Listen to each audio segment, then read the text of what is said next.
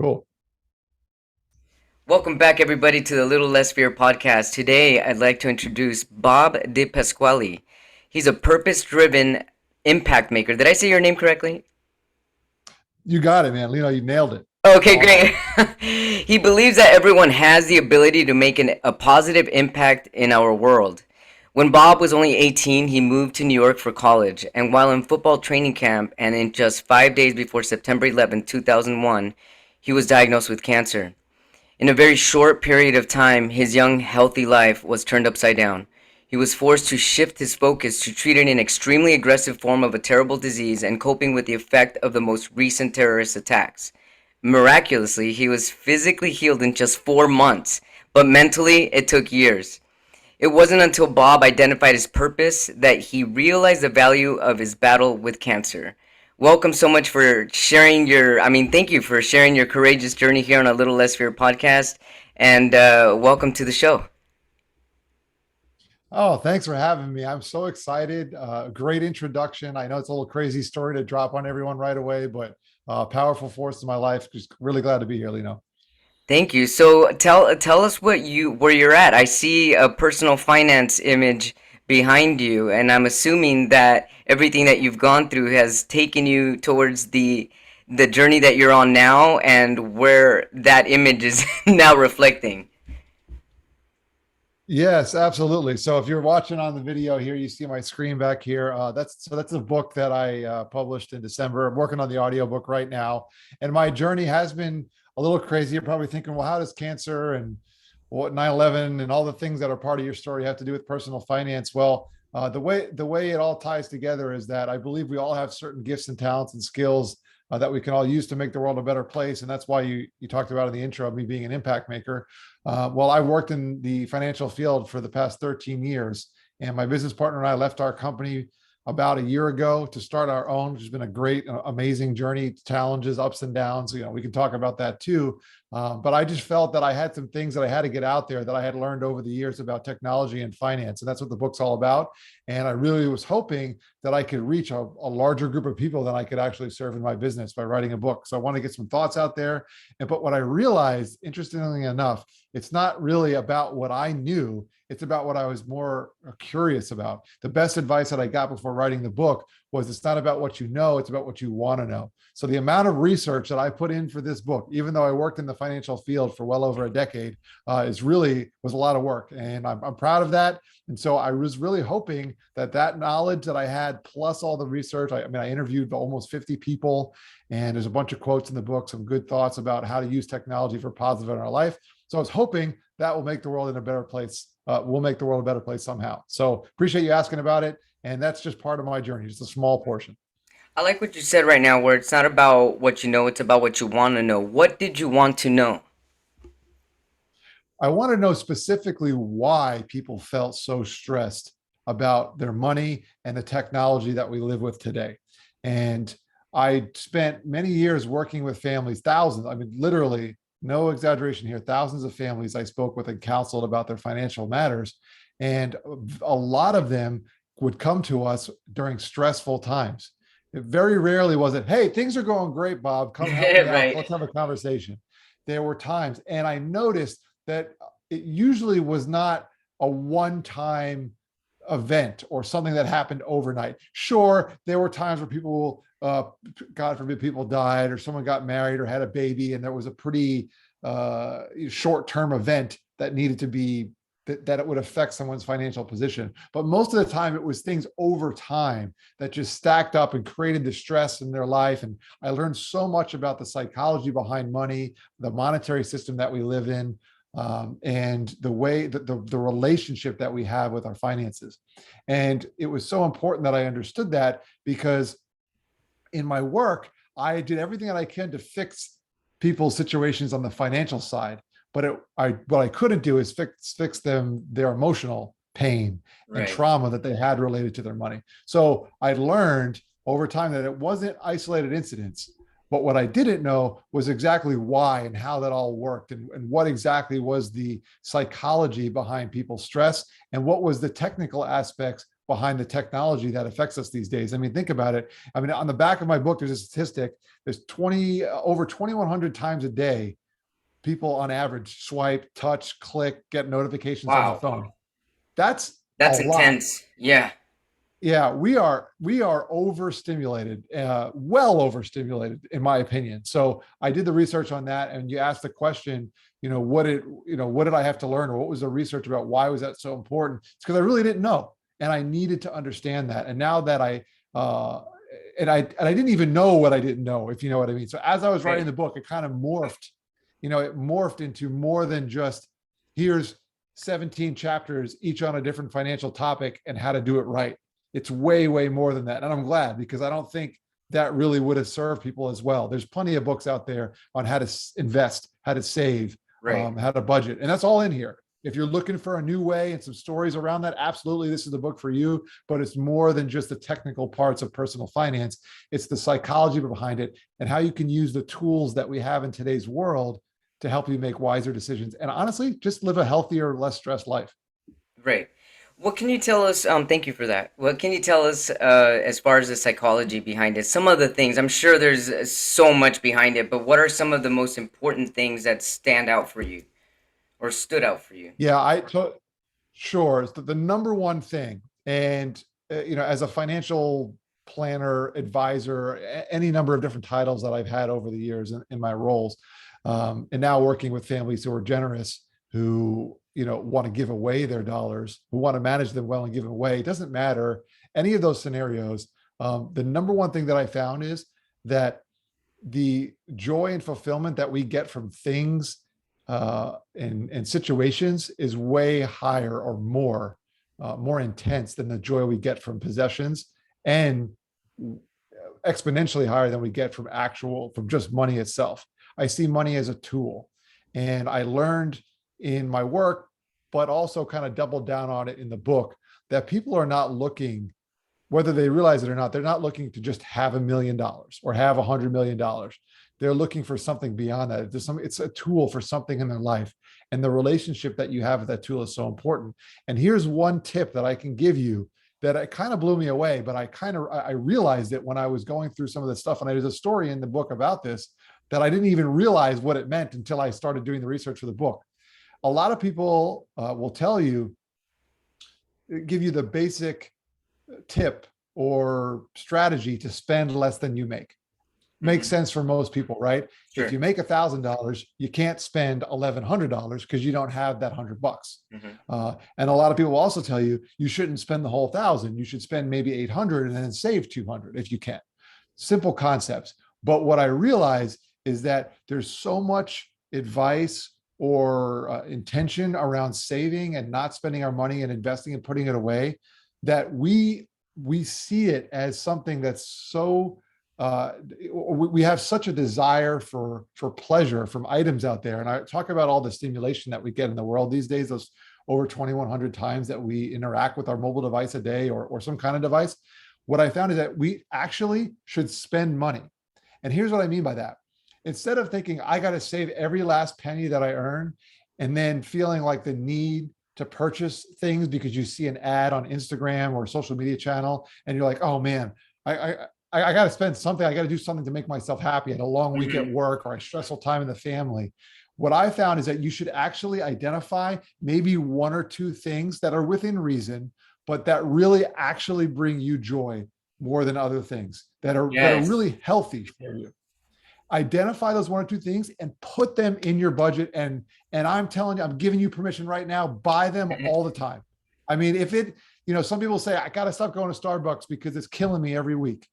Okay, if it's just an ancillary thing and you really don't like coffee, you just like going to Starbucks because it's fun, maybe you should cut it out. But if Starbucks is one of those top two things that just makes you feel good, you enjoy the atmosphere, maybe it's productive, you're a student and it's good for you, you go there and study, whatever it is. If that's actually one of those priorities, sure, it's worth their $5 on occasion to go to Starbucks. And if you purchase that coffee, that latte, whatever it is, and it makes you comfortable, it puts you in a comfortable position, it provides you some joy, way, way, way less likely to be tempted to buy something that's useless to you, that the only reason why you're buying is because your neighbor has it or because you saw an ad on TikTok or Right. whatever it is. And that, I mean, I cannot tell you how big this has been in my life and also how big it's been in a lot of the people that my business partner and I have served over the years. So believe it or not, I'm actually telling you a wise financial decision is to spend on something that you really like. Now, don't go buying a Lamborghini every week or putting money on your credit card. No, I'm talking about money that you actually have and can afford. Spend it consistently on the things that bring you joy. And you know what? I'll give you an extra benefit to this that I didn't even think about also until I started writing the book. Is, believe it or not, I have so much less junk in my house now because I don't want all that stuff. I know the couple little things my wife and I enjoy. We spend money on that, and we Yeah. are absolutely content. That's great. So it's cool. So when you started figuring this out, what were some of the things that brought you joy? And how did that journey actually start for you when you started to figure out, you know what? Because it sounds like you also went through a process of elimination. Yes, that's a great way to put it. A process of elimination. I don't think I was ever a big a big freelance spender by any means. I mean, my mom was a teller and grew up in a bank. I grew up when my mom was working in a bank, and so she taught me the basics of saving. I was never someone who liked to spend a lot of money, but it wasn't. I needed to change my habits when I became an adult and I started earning my own paycheck. And so over the years, it really did take me some time. I mean, I'm a sucker for kitchen utensils and tools and appliances and things. And I love to cook. I love to spend money on those sort of things. And it can get a little bit overboard. I also really like to eat. So there was a time in my life I probably went out to eat too much.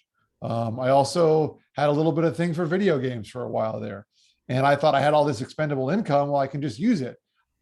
Looking back, I wish I would have saved thousands of dollars over the years, but I realized that it wasn't the case.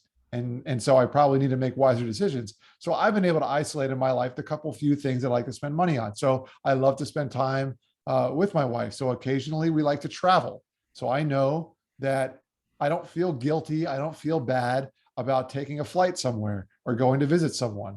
The small little things in my life, I love. I don't know if you're into this, but I love fantasy sports. So I Awesome. love competing with my friends in a fantasy football league. No, I don't spend a lot of money on it. It's not like I'm breaking the bank, but I'm totally cool with playing in a fantasy football league and spending a couple bucks with my friends, and that brings me joy. It's Yeah. something that I enjoy doing, and so I don't feel guilty about that at all. And like I said, I have way less junk in my house. I don't have little trinkets and toys. Now we don't have kids. Gosh, some of my friends who have kids, they got stuff all over the place. That's a whole nother that's a whole other discussion. But I hope that answers your question. For me, I really It just needed does. to simplify. And it's family and it's fantasy sports, a couple things that I splurge on occasionally, and I'm good. I don't you could not catch me doing a one-click buy on on Amazon ever, because I don't have those temptations anymore. It's a good feeling. Yeah, that's an excellent feeling actually. And I can also what I also take from this is that you're also learning a level of gratitude with what you already have. Absolutely. Gratitude's so important. I have dedicated gratitude time every morning. I'm glad you brought this up, actually. Uh, there's a there's a YouTube talk, TED talk by a lady by the name of Amy Campbell. And you can look it up, Amy Campbell's YouTube talk. And she does an excellent job of talking about how it's more about what we have than what we, and Right. she has a quote. I'm gonna butcher this quote, man, but Sure. it's something along the lines of, instead of asking ourselves what we can't afford to lose, it's about asking ourselves what we have to give. And Nice. it's an amazing mindset shift, and I gratitude love that. is so important. Gratitude, and it's not, and some people will say, well, Bob, I can't, if I'm having a rough day, I can't just fake gratitude. And that's not what gratitude is. Gratitude is not about false positivity. Gratitude is simply about identifying the things that you do have that you may take for granted if you didn't. And there's Mhm. little simple things in life that a lot of us, I think, take for granted. Like, for example, I mean, the fact that we can be on this computer and have this technology, I mean, how cool is that? Yeah, it's We thought the incredible. It pandemic, really is. yeah, I mean, And really, I mean, the technology and just to be able to communicate like this is cool. So I'm grateful for that. So yes, gratitude time, man. Some people do, there's a gratitude journal practice out there. You can search on the internet. There's actually a couple of them if someone was looking for a tool. But it can be as simple as just waking up in the morning and opening your eyes and picking one or two things that you just want to be grateful for. The talk that you were speaking about, Amy Campbell, you said? Yes. Yeah, where Mhm. she meant you said that she mentioned it's what you have to give. Could you talk a little bit more about that? Yeah, absolutely. So I work in the financial space. Mhm. A lot of the families that actually, I shouldn't say that. Now that we've made this transition, my business partner and I opened our own firm. All of the families that we work with are generous people, and we just that's our wheelhouse. We love working with them. And so, but what's interesting is even though we work in the financial space, it's not really about the money. Yeah, we work with the technical stuff, taxes and estate planning and investments and insurance. Sure, I love that stuff. It's interesting to me because that's what I do for a living. I don't think I would do that. But when it comes to the giving mindset, it's not ultimately about the money. It's about the resources that you have, whatever types they are, whether they're your, whether it is your treasures, whether it's your time, maybe it's talents that you have. For some people, it's just the influence that they have. They have connections and they can make the world a better place for other people. And I would say a good 75% of the conversations that we have with people and their giving and about having is about identifying what they have that can be beneficial for other people. And I think most people in this world will be surprised that they have an excess of something that someone else could benefit from. And if it is money, that's great. Money is a powerful tool. We talked about it a lot already today, but it doesn't necessarily have to be that. It could just be your skill, a helping hand, a shoulder to cry on. It could be your home. It could be resources. A good example is this. So my wife's a kindergarten teacher. Um, Her classroom is filled with books that she's got from other people who have donated them. And you would think that it would be a bunch of junk for certain people, but for her students over the years, it's been powerful lessons. So you never know what you have that you can provide for other people. And I mentioned earlier, a pretty cool practice is if you can go through that budgeting and practice and spend on the things that do bring you joy that I talked about earlier, you probably will identify a bunch of things that you own and possessions that you have that Yeah. really aren't that important to you. And that's stuff that you have that could ultimately help someone else. So identifying what you do have is really, really important. And it's actually interesting. You underestimate the value of certain things. What's one man's junk or trash is another man's treasure. And Right. so you probably take for granted a lot of those extra junky things that don't really have a lot of meaning to you. So you probably, I'm not guaranteeing this, but if you're out there listening, watching, you probably have something that you really don't need, but someone else desperately wants. Yes. Yeah, like I have too many shoes. I really do. I don't need that many shoes, but yeah, thank you so much for this. This is really impactful, actually. It's gratifying and it's empowering, and Mhm. I'm very motivated to give at the end of this. So thank you so much for that. I'm Yeah. curious, how long it took for you to get into. Actually, there's two things I want to say before I ask you the second question. My first question before that was, I'd like to know, when you went through your cancer and you Mhm. battled through it and then you healed from it. Is this when you started to have these realizations, or did you have these realizations before then and was kind of like on a pause when you went through your treatment? Yeah. So when I was 18, I'm going to give you the quickest version of this story I possibly can, but I think it Sure. really illustrates what we're talking about and it will answer your question. So when I was 18, I thought I was invincible. I think most people Yeah, think most they're 18 invincible. year At olds least, do. Yeah. yeah, right. You think you can just jump off a cliff and do anything, right? So Right. that's who I was. Absolutely. You read in the intro, I was going up to training camp. I was playing football, and I love that sport. It's still meaningful in my life. Obviously, I'm retired, if you will, now. I can't play anymore, but I had a great time playing in college. But my freshman year, I went up there, and within a couple of days, I thought I had this groin injury. And another thing that's extremely deceiving in life is how much you use your groin muscle. If you've ever pulled a groin muscle out there, if you can't stand, walk, definitely can't run. It's very, very hard. So I was doing this rehab exercise I was on a 3-wheeled stool shimmying across the training room. Now, a college training room at 5:30 in the morning before a training camp practice. There's 100 people. It's loud, it's busy. And it's very, very challenging to do this rehab exercise because I'm dodging people. It's part of the exercise. And the head trainer at the school at the time, really a small guy, super nice, stands up and basically calls me out in front of the whole team. It's super loud in there. The way I remember it, it got like dead silent. Maybe I'm exaggerating, but he's like, Bobby, they called me Bobby at the time.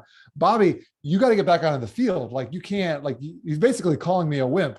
So I'm getting called out by the head trainer. One thing led to another. I had a more serious conversation. He sent me to a doctor. I went through a series of tests. I met with my oncologist. Now I'm 18 years old. I'm technically an adult by myself in a strange place in New York. My oncologist gives me, not even the oncologist, excuse me, the doctor that was doing all these tests told me they found cancer. Bobby, you have cancer. And I was like blew my mind. Didn't even know what to say. My parents had a trip scheduled for months already to come up to see my first game. So they were already flying up this day. We knew I wasn't going to play in the game at this point. But my mom called me right as they got out of the doctor's appointment. She's like, we're in the car. We're headed back to your uncle's house, which is where we were going to meet. My uncle lived in New York. And she was like, how'd it go? And I was like, Mom, the doctor said I have cancer. And I could just tell like the other side of the phone, like my mom was devastated. My dad was on the other side, like, Susan, what's going on? Like he wasn't even on the phone, but he could tell something was wrong. Mm-hmm. And so we met back at my uncle's house. It was panic. We didn't know what to do. I drove. It took me 15 minutes. Excuse me. I'm skipping ahead. We got back to my uncle's house. We didn't know what to do. A couple of days went by. My uncle's best friend comes over to the house on the day it was actually supposed to be my first game. Obviously, I wasn't playing the game at this point. He came over and you talk about gratitude and thankfulness and generosity. He gave my parents his car keys. He had never met them before and was like, hey, Bob and Susan, here's my keys. Take my car, do with it whatever you like, whatever you need to take your son across all your tests and everything. They were like overwhelmed with joy. Like they didn't know what to say. Like they were just so emotional. He said goodbye to my uncle, the rest of the family. He said, I'm Tim. Nice to meet you. I got to run. And he left. We didn't see him. A couple of days later, my oncologist had already been in contact with me. He said, you can't just do nothing while we try to figure out how to treat you and what you're going to do. It's going to be hard, but you got to still like take some classes. Don't drop out of all your classes, do something. My second ever college class, Tuesday morning, I come out of class. I'm in the cafeteria. Now this is before flat screen TVs. So they had one of those like bracket tube televisions, maybe 8 inches size. It's hanging from the corner of the ceiling and the wall there. And I'm sitting there eating breakfast and a plane hits the Twin Towers. And I'm like, oh my gosh, what's going on? So I call my dad. He's back at my uncle's house. It's like, hey, are you watching the news? And I'm like, yeah, did you see that? He's like, yeah, it's crazy. Bam. All of a sudden, while we're watching on the phone, another plane hits the Twin Tower. And we're like, oh my gosh, what's going on? He's like, you better hop in the car, head back to your uncle's. It took me 8 hours to drive what was normally 15 minutes. Sheesh. I'm watching the Twin Towers in the distance, listening to AM radio. I have a master's degree in broadcast journalism now. I will never listen to AM radio for that long again, if it even exists anymore. Yeah. And riveting listening to this. I ran out of gas in my uncle's neighborhood. We pushed my car into his driveway and we shed some tears, said some prayers, panicked. We couldn't get a hold of my uncle. My aunt was beside herself. He ended up calling 7, 8 o'clock at night and said, hey, I'm okay. The phones have been out. My flight never left he was in business on Denver the night before. I'm fine. I'll take a flight tomorrow. And we're like, oh, thank God. But then he said, but Tim, his best friend, was in the towers that morning and he died. Oh, man. And at that moment, and I tell you this whole story because the question you asked is poignant. At what point did I realize in my life, like what was really important? You might say it was at that moment, Bob, you realize how precious life was. And it's actually not the case.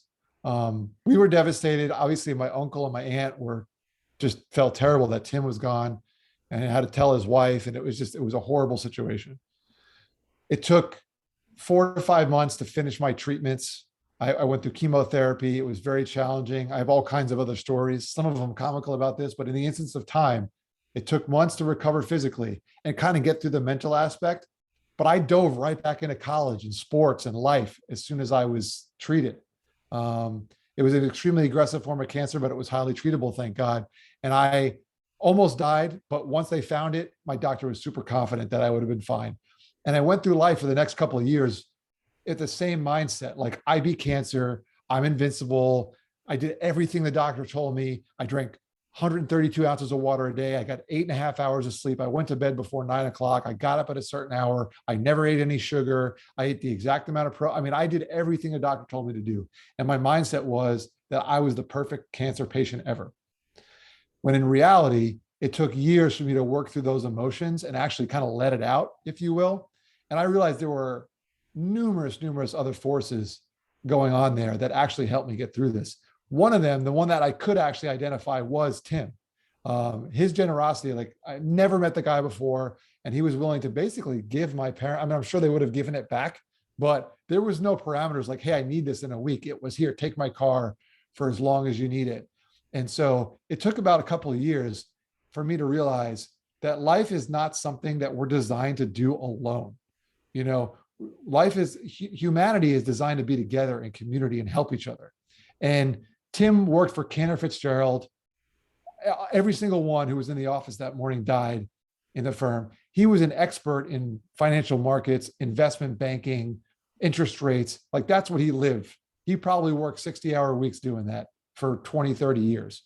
But that wasn't in the moment what was needed. He just, whatever he could possibly do to help his best friend's nephew and family is what he needed to do. And so my encouragement to people out there is there's something that you're good at that you probably can change the world and you probably spend a lot of time on. And so I encourage you to keep doing that. But there's also times in life where we just kind of need to react in what feels right for humanity.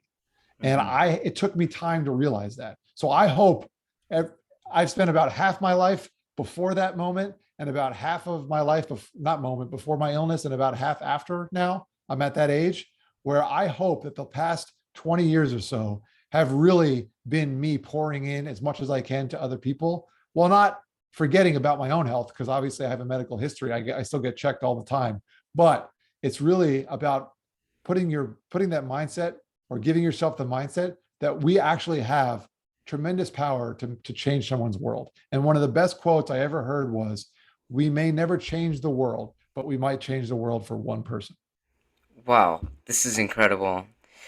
We've run out of time, and I wish we hadn't, because I'm very empowered by this interview, and thank you so much. It sounds like Tim was an angel, and he had his purpose, and you are lifting up his memory by continuing a legacy and helping other people and using the power of love to light the way. Thank you so much, Bob, for being on A Little Less Fear podcast. How can our viewers, our watchers, and our listeners find you? Easiest place, bobdepasquale.com is my website. You can find all my links, podcast, everything on there. And I'm at bdepa, BDEPA, and you can find me on most social platforms with that handle. And your book, where can we find your book? Personal Finance in a Public World, How Technology, Social Media, and Ads Affect Your Money Decisions. It's on Amazon. It's on Audible. It's Barnes & Noble. You can find it pretty much anywhere. Excellent. Thanks, Bob. Thanks so much for sharing your light, your wisdom, your energy. And I look forward to chatting again in the near future and reading Personal Finance. Thank you so much for all your time. You got it. Awesome. Continue with the best in the show, man. Love what you're doing. Thank you.